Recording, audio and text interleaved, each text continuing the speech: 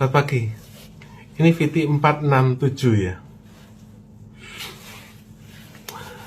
Kali ini kita akan membahas mengenai masalah pelik yang ada di depan mata, yaitu defisit anggaran dan cicilan utang. Penjelasannya begini. Bayangin, utang jatuh tempo 800 triliun, 3 tahun berturut-turut. Tambah lagi defisit rutin 500 triliun per tahun. Wajar kalau Ibu Sri mulai sering ngaco ngomong. Tekanannya segede itu. Kita jelaskan dengan sederhana. Pemasukan 2,8 juta per bulan. Pengeluaran 33 juta per bulan. Artinya tekor 500 ribu per bulan, itu namanya defisit. Supaya cukup kamu minjem duit. Tapi masalahnya nggak cuma itu. Kamu juga masih harus bayar cicilan lama, 800 ribu per bulan. Jadi total yang harus kamu cari setiap bulan, 500 ribu defisit, tambah 800 ribu utang lama, total 1,3 juta. Pusing? Kalau kamu negara aman, tinggal cetak uang, jual surat utang, atau atur ulang jatuh tempo. Tapi kalau kamu swasta, harus efisiensi, potong biaya, bahkan PHK. Karena kamu nggak bisa seenaknya maksa konsumen bayar lebih, sementara negara bisa. Namanya pajak. Jadi pertanyaannya bukan lagi, aman nggak utang negara? Tapi, aman nggak utang itu buat rakyat? Naik nggak nanti pajaknya? Dan kalau naik, siapa yang sejahtera? Rakyatnya atau sistemnya? Contoh paling nyata, Pati. PBB naik 250% dalam sekejap, dan kalaupun dibayar, alokasinya kemana?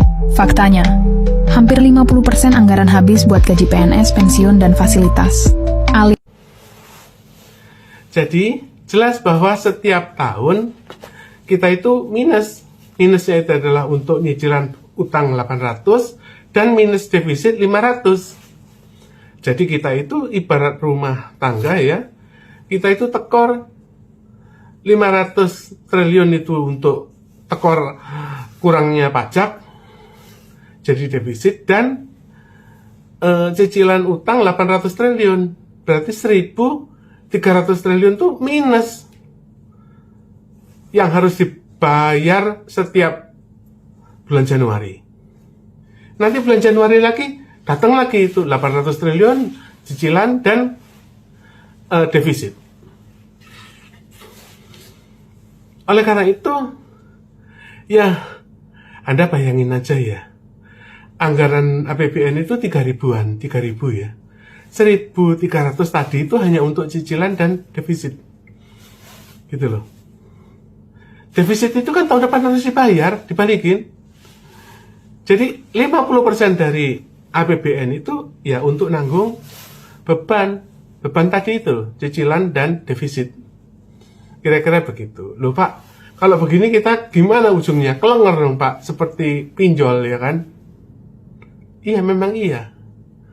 Itu adalah sistem keuangan. Kalau nggak percaya ya, kenapa kita pikir ya? Seperti Sritex tutup, Maspion tutup, Citibank di Indonesia tutup. Kenapa? Itu adalah sistem keuangan, sistem moneter itu mencekik kamu, gitu loh.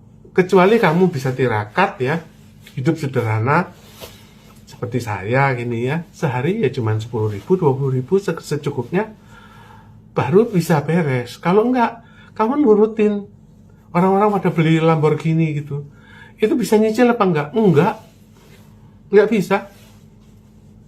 Gitu loh. Kamu tahu enggak, kalau kamu punya kredit 3 miliar, itu cicilannya 50 juta sebulan. Di atas itu, kamu kelenger pasti kelenger. Gitu loh. Oleh karena itu, itulah sistem keuangan. Nah, solusinya apa Pak? Bapak itu kok jelasin tentang masalah terus. Kamu kalau mau belajar itu harus ngerti asal-usul. Ya. Dalam dunia internasional itu kan terjadi perang ya. Terjadi perang. Nah, perang yang besar itu terakhir adalah Perang Dunia Kedua. Rahasia kemenangan Amerika itu ada pada bom nuklir. Hiroshima dan Nagasaki itu dibom, makanya dia menang. Kemajuan teknologi Amerika. Amerika itu kan perkumpulan dari orang-orang Eropa. Yang paling pintar diundang ke sana.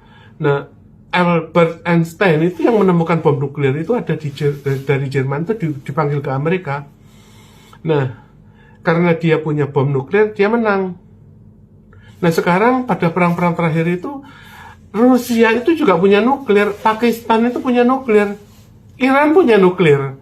Jadi sehingga dalam perang sekarang, perang Ukraina, senjata rahasianya bukan nuklir. Nuklirnya banyakkan mereka.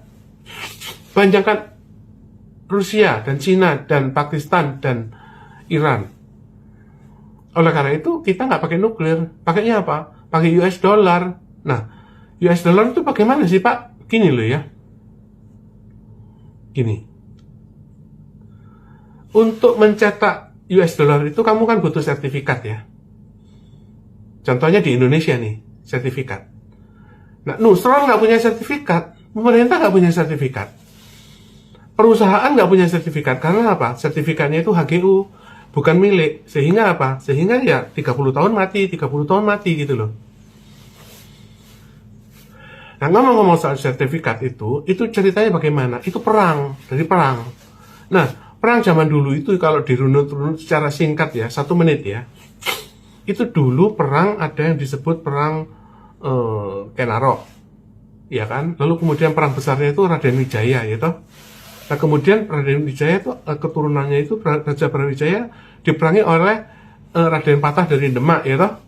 Itu perang besar itu, perang Kenaro, perang Raden Wijaya, perang Raden Patah terakhir, ya. Nah setelah itu apa? Setelah itu adalah pendirian Mataram.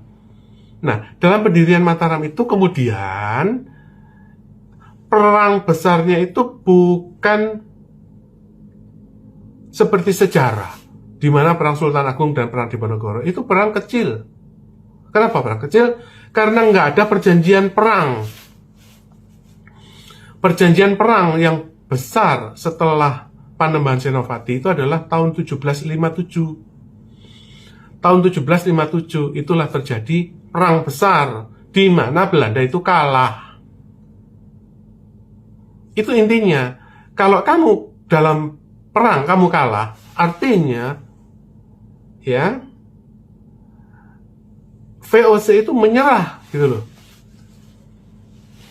Itu tahun 1757. Buktinya apa? Buktinya adalah Kerajaan Mataram waktu itu memiliki Legion Mataram. Namanya Legion Mangkunegaran atau Laskar Mangkunegaran. Dia punya angkatan bersenjata. Itu adalah pemenang perang. Kamu punya angkatan bersenjata. Kalau enggak, kamu dilucuti.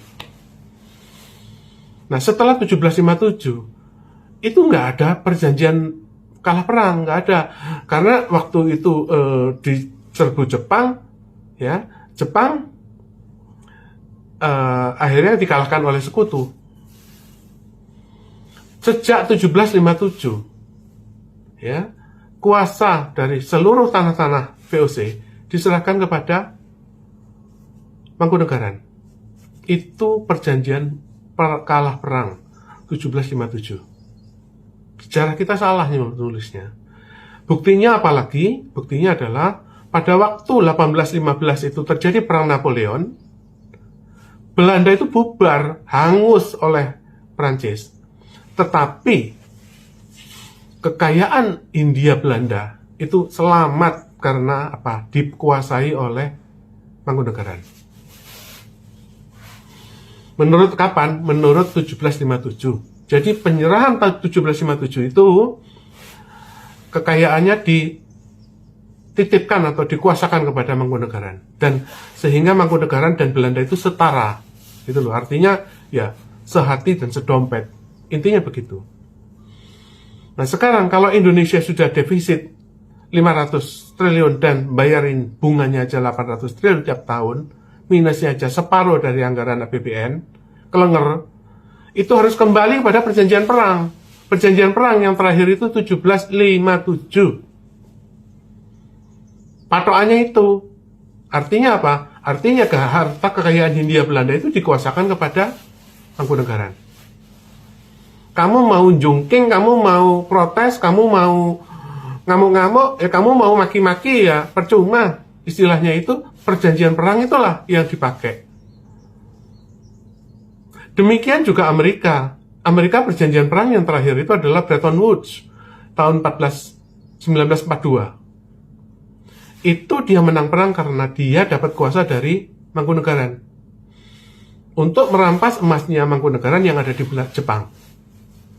Oleh karena itu, sejak 1757 itu terjadi koalisi antara Belanda dengan Mangkunegaran. Tahun 1942 terjadi koalisi antara Mangkunegaran dengan Bretton Woods Amerika. Oleh karena itu, pendirian Bank Dunia adalah didasarkan dari perjanjian Bretton Woods. Itu penyerahan hartanya Mangkunegaran kepada Amerika. Oleh karena itu, kamu menjungking dan sebagainya macam, pembuatan US dollar, pencetakan uang hanya dikuasakan kepada Amerika lewat Bretton Woods. Kira-kira demikian.